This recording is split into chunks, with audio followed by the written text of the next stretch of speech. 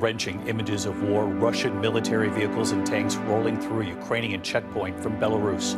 Images circulating online showing what appear to be Russian helicopters sweeping in during an assault on a military base about 20 miles outside the capital of Kyiv. Another concern tonight, Russian vehicles at Chernobyl nuclear site. The Russians are now in control of that nuclear plant, some 60 miles from Kyiv. Of course, the site of the world's worst nuclear disaster back in 1986, and where there are still vast amounts of dangerous nuclear waste entombed there.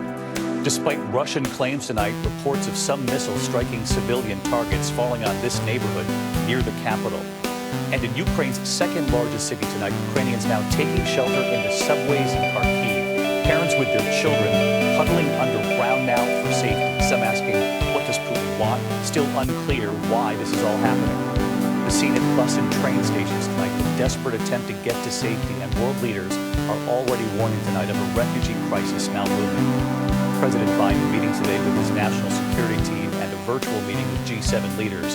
The president then addressing the American people on Russian banks, the sanctions tonight, and moves to limit exports to Russia. The president saying our allies are in full support of these new sanctions. Tonight, Russia unleashing a brutal military assault on Ukraine, invading this vast nation from the north, south and east. The attacks seen in videos posted online from inside Ukraine.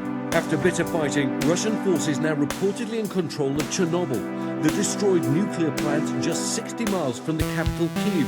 US military sources say they believe the Russians are driving on Kyiv to surround and, quote, decapitate the government there. We saw fighter jets flying over the city this morning as emergency air raid sirens wailed. Russian helicopters seen on social media posts attacking a military base less than 20 miles from the center of the capital, triggering a pitched battle.